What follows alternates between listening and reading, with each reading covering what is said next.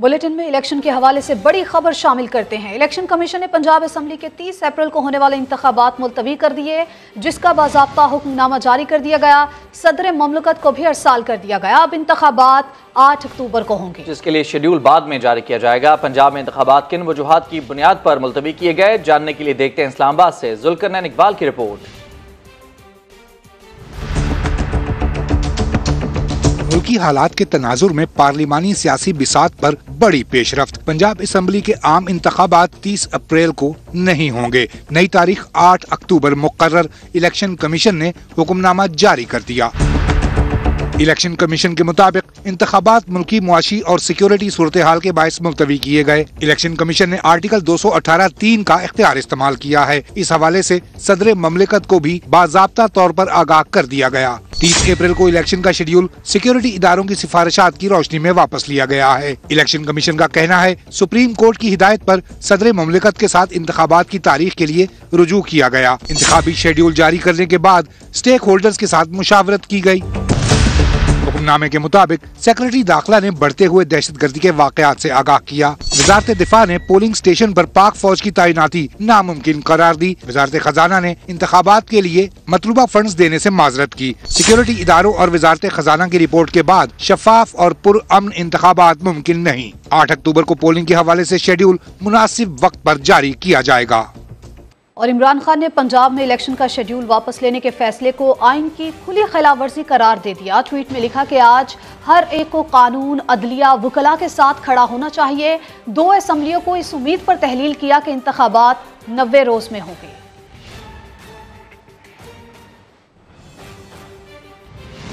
वफाकी वजीर कानून आजम नज़ीर तारड़ ने पंजाब में इंतखाबात रोकने का इलेक्शन कमीशन का फैसला दिलेराना और आइन की रूह के ऐन मुताबिक करार दे दिया। समाज से गुफ्तगू में बोले, नागुज़ीर वजूहात की बिना पर इलेक्शन का वक्त आगे बढ़ाया जा सकता है। सियासी इस्तेहकाम चाहते हैं मुश्किल हालात में, तो बेहतर यही है कि इंतखाबात एक वक्त पे हों। तो मेरे ख्याल में तो ये उनका बड़ा दिलेराना और एक आइन की रूह के ऐन मुताबिक फैसला है।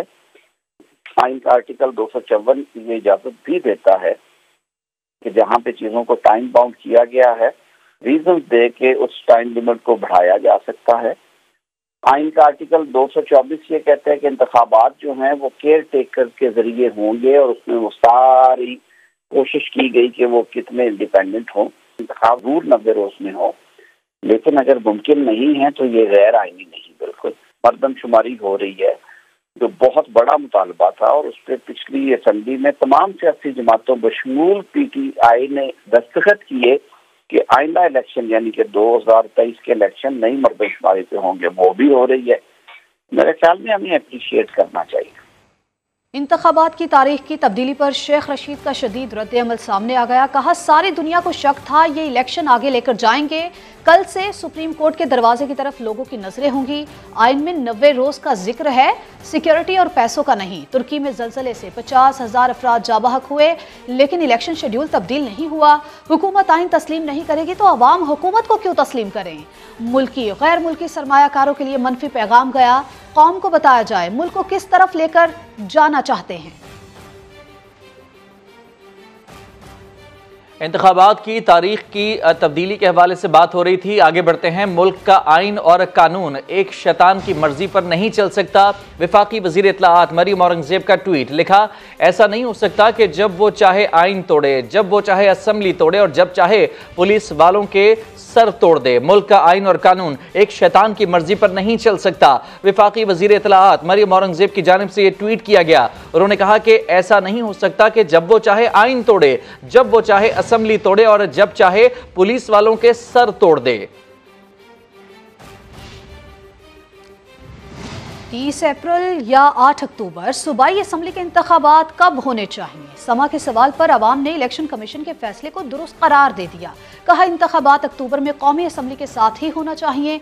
बास शहरियों ने कहा कि असम्बलियां तहलील ही नहीं होनी चाहिए थी। ओपिनियन ये है कि इलेक्शन एक ही दफ़ा इकट्ठा होना चाहिए और 8 अक्टूबर को, चाहे थोड़ा सा पहले हो जाए, जब भी हो जाए, आपस में इनको मिल के कंसेंसस करना चाहिए। अक्टूबर में होना चाहिए, बिल्कुल आराम से दोनों असम्बलियों के इकट्ठे होने चाहिए। एक दफा सूबाई के होंगे, उसके बाद फिर कौमी के होंगे, ये इसी चक्कर में पड़े रहेंगे। ये बिल्कुल सही फैसला किया है। इलेक्शन जो सारे सूबे को जो इकट्ठे होने चाहिए एक दफा ही। ये असम्बलियाँ तोड़नी नहीं चाहिए, ये जमहूरियत नहीं है भाई असम्बली तोड़ के आराम से बैठ गए, किसी के ये खुलाना तो नहीं है। इलेक्शन जब भी हो 8 को हो चाहे 30 को हो, ये हालात ठीक होने चाहिए और इलेक्शन जो है पुरसुकून हालात में होने चाहिए, चाहे 8 को हो चाहे 30 को हो, आवाम को इससे फ़र्क नहीं पड़ता। गवर्नर सिंध कामरान टिसोरी ने कहा है कि एक सियासी जमात लाहौर में तमाशा लगाकर बैठी हुई है। एक शख्स उन इदारों का भी एहतराम नहीं कर रहा जो मुल्क की सलामती के ज़ामिन है। इमरान खान जिस एजेंडे पर चल रहा है वो फौज और मुल्क को कमज़ोर करना है। हम किसी को साजिश का हिस्सा नहीं बनने देंगे। जमात जो कि एक पूरा तमाशा लाहौर में लगा के पिछले कई दिनों से बैठी हुई है, जिसे मैं कहता हूँ कि वो कोर्टों का मार्शल बना हुआ है, किसी का एहतराम नहीं कर रहा, उन इदारों का भी एहतराम नहीं कर रहा जो पाकिस्तान की सालमियत और पाकिस्तान की हिफाजत के ज़ामिन है। और दुनिया भर में वो ये चाहता है कि पाकिस्तान के साथ साथ उन इदारों की भी बदनामी कराई जाए। और मैं समझता हूँ कि ये एक ऐसा एजेंडा है और आप सब भी इस बात को मानेंगे कि किसी भी मुल्क को कमज़ोर करने के लिए पहली साजिश जो ताकतें करती हैं वो उस मुल्क की अफवाज, उस मुल्क की इस्टेब्लिशमेंट को कमज़ोर करती हैं। तो मैं समझता हूँ कि इमरान खान जिस एजेंडे पर चल रहा है वो पाकिस्तान में पाकिस्तानी अफवाज और इस्टेब्लिशमेंट को कमज़ोर करना है। वज़ीर इत्तला सिंध शर्जील नामेमन कहते हैं इमरान खान मुल्क के खिलाफ घिनौनी साजिशों में मसरूफ हैं। बिल्ली अब थैले से बाहर आ गई।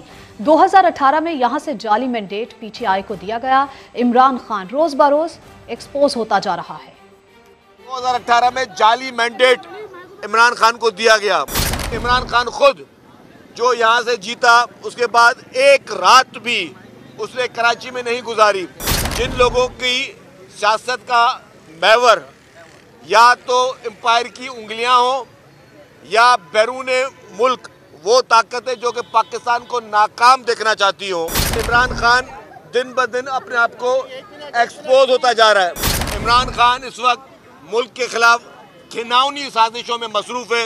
वो इस मुल्क के खिलाफ लड़ रहा है और पाकिस्तान की अवाम को अब मुकाबला करना है उस शख्स से जो पाकिस्तान के खिलाफ लड़ रहा है। इस बलदियाती इलेक्शन में जिस तरह PTI को कराची के लोगों ने ठुड्डे मारकर भगाया, इंशाल्लाह आइंदा जनरल इलेक्शन में भी PTI को नाकामी नसीब होगी।